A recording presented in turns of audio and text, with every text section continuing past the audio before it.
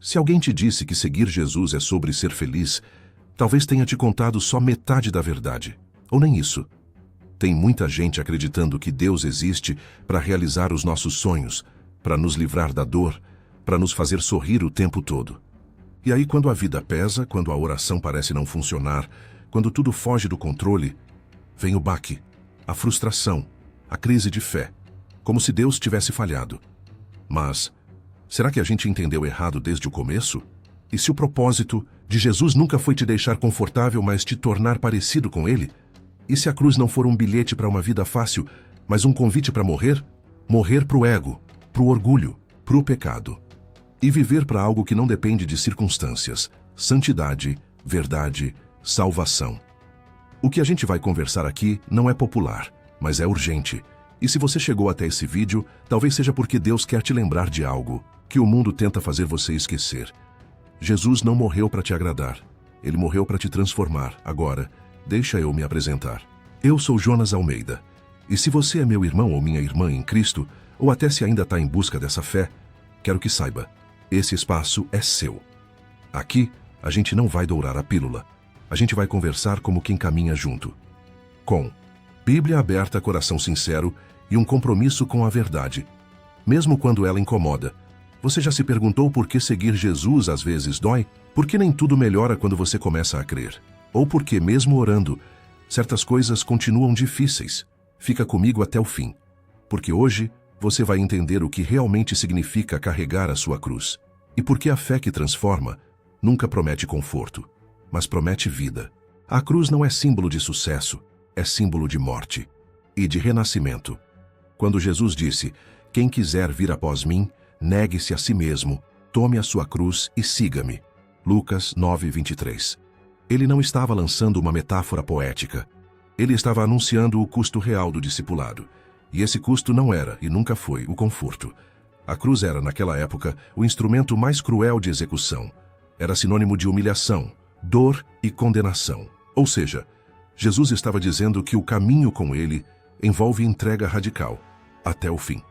Mas o que vemos hoje em muitos lugares é um evangelho reduzido a bem-estar. Uma mensagem centrada no você merece, no seja feliz agora, no Deus quer realizar todos os seus sonhos. Isso pode até soar bonito. Mas não é o evangelho de Jesus. É um produto adaptado, moldado para agradar o coração humano e não para transformá-lo. A verdade é que a cruz confronta tudo, aquilo que a cultura moderna valoriza. Autopreservação, imediatismo, prazer sem dor, fé sem disciplina. É por isso que tanta gente abandona a fé quando a vida aperta, porque foi ensinada a acreditar que Deus existe para facilitar e não para santificar. Mas desde o início, o convite de Cristo foi outro. Ele chamou discípulos para segui-lo até a morte. Morte do eu, morte da vaidade, morte da velha natureza. Porque só depois disso é que vem a verdadeira vida. Não a vida fácil, mas a vida plena. A boa notícia é que a cruz não é o fim. É o começo. O lugar onde o velho morre e o novo nasce. Onde o pecado é derrotado e a graça começa a reinar. Mas, para chegar nisso, é preciso enfrentar a cruz, não fugir dela. E é exatamente isso que muitos não querem ouvir. Porque dói, porque exige, porque desmonta o ego. Mas se você está aqui, irmão, irmã, é porque algo dentro de você sabe, a verdade de Deus é melhor do que qualquer ilusão confortável. E é por isso que a partir de agora, vamos aprofundar juntos o que essa cruz realmente significa. Não o símbolo pendurado na parede, mas o chamado que transforma por dentro. A cruz nunca foi um acessório. Ela não foi feita para ser pendurada no pescoço ou colocada no topo de um prédio como decoração. A cruz, no tempo de Jesus, era uma sentença, um símbolo de dor e, acima de tudo, uma humilhação pública. Quando Cristo usou essa imagem para falar do discipulado, ele não estava convidando ninguém para uma vida fácil, estava chamando para uma morte diária. Se alguém quiser acompanhar-me, negue-se a si mesmo, tome diariamente a sua cruz e siga-me. Lucas 9:23. Essa frase de Jesus não é decorativa, é um chamado radical, porque negar a si mesmo não é negar um desejo pontual, é declarar guerra contra o próprio ego, é abrir mão do controle, é dizer não para si quando tudo dentro de você quer dizer sim. Tomar a cruz é aceitar que seguir Jesus vai muitas vezes doer, não porque ele é cruel, mas porque ele quer curar. Sabe por quê? Porque existe dentro de nós uma natureza que resiste ao Espírito, que quer fazer as próprias vontades, manter os próprios planos, controlar os próprios caminhos. A cruz entra nesse lugar, e ela não entra para negociar, entra para transformar. Ela não oferece conforto, ela oferece redenção. Só que hoje, muitos preferem um evangelho que acomoda, que diz, siga a Deus e Ele vai te abençoar. Ou, se estiver tudo dando errado, é porque você não está crendo o suficiente. Mas a verdade é que Jesus não morreu para facilitar a sua vida, Ele morreu para salvá-la. E salvação, biblicamente falando, é resgate. É tirar alguém de um estado de morte para a vida. Isso tem muito mais a ver com transformação do que com realização pessoal. Talvez seja por isso que tantos hoje estão decepcionados com Deus, porque esperavam que a fé resolvesse tudo, que a oração evitasse o sofrimento, que a entrega trouxesse alívio imediato. Mas Jesus nunca prometeu isso. Ele prometeu estar presente, prometeu dar força, prometeu vida, não vida sem dor, mas vida com sentido, mesmo na dor. É importante lembrar, a cruz foi o maior ato de amor de Deus, mas ela também foi o maior confronto com o pecado humano. E é exatamente por isso que ela continua, sendo escândalo para muitos. Porque a cruz exige rendição. Ela mostra que não somos o centro, que a vida cristã não gira em torno da nossa felicidade, mas da nossa conformidade com Cristo. Irmão, irmã, se sua fé tem doído, talvez não. Seja sinal de que está tudo errado. Talvez seja o contrário. Um sinal de que Deus está de fato trabalhando, transformando, puxando você para mais perto, mesmo que isso signifique desconstruir o que você achava que sabia sobre ele. A cruz não é confortável, nunca foi, mas é nela que a graça nos encontra. E é nela que a nossa velha vida finalmente encontra um fim, para que a nova possa enfim começar. Hoje em dia, é fácil encontrar mensagens que prometem felicidade como centro da vida cristã. Promessas de realização, de portas abertas, de uma vida sem sofrimento. É como se Jesus tivesse vindo ao mundo para garantir que tudo dê certo para a gente, que nossos sonhos se realizem, que a conta nunca fique no vermelho, que nossos relacionamentos funcionem perfeitamente e que a vida flua sem maiores dificuldades. Mas essa não é a verdade do Evangelho. Isso é um evangelho do conforto, e ele não salva ninguém. Essa mensagem parece inofensiva, até reconfortante, mas no fundo ela coloca o ser humano no centro, e não Cristo. Ela transforma Deus em uma ferramenta, em um meio para alcançar o que queremos, em alguém que tem a obrigação de atender nossas vontades, como se ele existisse para realizar nossos planos. Mas a fé que trata Deus como um servo não é fé, é idolatria. Porque, quando a motivação da nossa fé é só o que Deus pode fazer por nós, estamos usando o nome dele como um meio para adorar a nós mesmos. Quando buscamos a Deus apenas por alívio, cura, bênção ou estabilidade, mas fugimos da cruz, da santificação e da obediência, não estamos buscando a Deus, estamos buscando conforto. E o que acontece quando a dor chega? Quando a oração demora, quando nada melhora, muita gente abandona a fé, se revolta, se afasta. Porque construiu a sua confiança em uma ideia falsa, a de que seguir Jesus é ter uma vida fácil. Só que ele nunca disse isso. Jesus disse, no mundo tereis aflições. João 16:33. Disse que seríamos rejeitados, perseguidos, que teríamos que negar a nós mesmos. Disse que o caminho é estreito, que exige entrega, que vai contra a corrente, mas também disse, eu estarei com vocês todos os dias. E isso muda tudo. Fé não é escudo contra sofrimento. É alicerce dentro dele. É saber que mesmo no vale, ele está. É saber que, mesmo quando tudo desmorona, Deus continua fiel. Não para evitar a dor, mas para transformar a gente através dela. É aí que muita gente se frustra, porque foi ensinada a buscar a Deus por aquilo que ele pode fazer, e não por quem ele é. Foi ensinada a esperar uma fé que remove obstáculos, mas nunca foi confrontada com uma fé que remove pecados.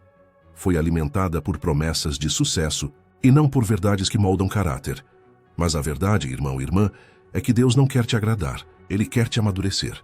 Não quer apenas te curar, Ele quer te purificar. Não quer só te fazer sorrir, quer te fazer santo. E às vezes, isso envolve atravessar lugares que a gente jamais escolheria por conta própria. Se sua fé está baseada na busca por uma vida feliz, talvez seja a hora de parar e se perguntar: e se Deus não fizer o que eu quero? Ainda assim, Ele será suficiente para mim. Essa é a diferença entre uma fé centrada em Deus e uma fé centrada no eu. A felicidade que o Evangelho oferece não é a ausência de problemas.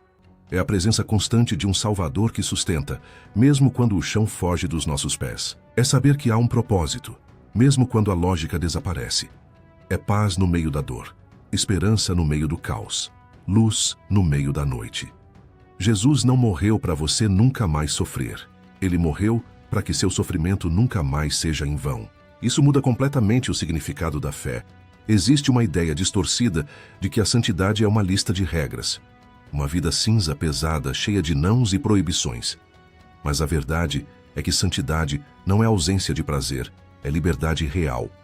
Só que essa liberdade não vem sem confronto. Santidade é uma caminhada que exige coragem, porque envolve deixar morrer tudo aquilo que em nós insiste em viver sem Deus. Jesus nunca romantizou esse processo. Ele foi direto. Se o grão de trigo não morrer, ele continua só. Mas se morrer, dá muito fruto. João 12:24. E é exatamente assim com a gente. A alma só floresce quando o ego morre. Mas morrer não é fácil. Santidade dói, porque ela atinge o orgulho, corta as justificativas, expõe a autopiedade, revela as camadas que a gente esconde, até de nós mesmos. Hebreus 12:11. Resume esse processo com sinceridade. Nenhuma disciplina parece ser motivo de alegria no momento, mas depois produz fruto de justiça para aqueles que por ela foram exercitados. Ou seja, vai doer agora, mas vai curar depois. Deus não está interessado em uma versão comportada da sua vida. Ele está interessado no seu coração curado, e isso exige poda. Exige que ele corte o que parece bonito por fora, mas está doente por dentro. Muitas vezes, ele vai te conduzir por processos que você não entende. Vai fechar portas que você queria abertas. Vai deixar perguntas sem resposta por um tempo. Mas tudo isso tem um fim maior: te moldar à imagem de Cristo. A santidade é o caminho da liberdade, porque liberta você de você mesmo, dos desejos que te escravizam, dos medos que te paralisam, das mentiras que te sabotam, da necessidade de aprovação, da comparação constante, da fé utilitária. A cruz de Cristo não veio para embelezar a sua vida antiga. Ela veio para matar o velho você e ressuscitar algo novo, puro, verdadeiro. E é justamente nesse ponto que a maioria desiste, porque é mais fácil seguir um evangelho que massageia o ego do que abraçar um que exige entrega. Mas o evangelho da cruz continua sendo o único que salva, o único que transforma, o único que faz sentido, mesmo na dor. A santidade custa caro, sim, mas o preço de viver sem ela é infinitamente mais alto, porque não há paz real fora da vontade de Deus, e não há propósito verdadeiro sem morrer para si mesmo. Então, irmão, irmã, se hoje você está passando por um processo difícil, mas está se aproximando de Deus no meio disso, não fuja. Talvez você esteja sendo santificado, e isso não é castigo, é graça. A fé imatura vive pedindo alívio. A fé madura clama por fidelidade. Essa é talvez uma das diferenças mais marcantes entre quem apenas conhece Deus e quem decidiu segui-lo profundamente. Porque à medida que a fé cresce, a prioridade muda. A oração muda. O foco muda. O cristão maduro não pergunta apenas: Deus, o que o Senhor pode fazer por mim? Ele pergunta: Deus, quem o Senhor quer que eu me torne nisso tudo? Maturidade espiritual não se mede por quantidade de bênçãos recebidas. Se mede por quanto do seu coração já se rendeu. Por quanto você continua firme quando a resposta de Deus é ainda não. Por quanto você o deseja mesmo quando ele não entrega nada. É por isso que a fé verdadeira é profundamente relacional e não transacional. Não se trata de uma troca. Eu oro e Deus me recompensa. Trata-se de presença, de confiança, de obediência, mesmo quando não há palco, aplauso ou resultado imediato. Práticas simples ajudam a nutrir essa fé real. Buscar a Deus em silêncio, orar não apenas pedindo, mas ouvindo. Meditar na palavra com o coração aberto, sem pressa. Confessar fraquezas, pedir direção, render expectativas. Essas coisas não agradam o ego, mas alimentam o espírito. E quanto mais o seu espírito se fortalece, mais você percebe que a verdadeira alegria não vem de ter uma vida perfeita, mas de ter um coração inteiro diante de Deus. A maturidade espiritual não elimina a dor, mas dá sentido a ela. Ela transforma a espera em lapidação, a luta em intimidade e a fé em algo que vai além de sentir bem, em viver alinhado com a vontade de Deus. Agora, eu quero ouvir de você. Você tem buscado um Deus que te transforme ou um Deus que te agrade? Se essa palavra falou com você, escreve aqui nos comentários. Quero uma fé que me transforme, não que me acomode. Curta o vídeo se você concorda com o que foi falado nesse vídeo. Compartilhe este vídeo com quem você acredita que precisa ouvir isso. Também inscreva-se no canal para continuar recebendo os nossos vídeos e para crescermos cada vez mais na nossa fé. Que a graça, a verdade e o amor te sustentem, sempre.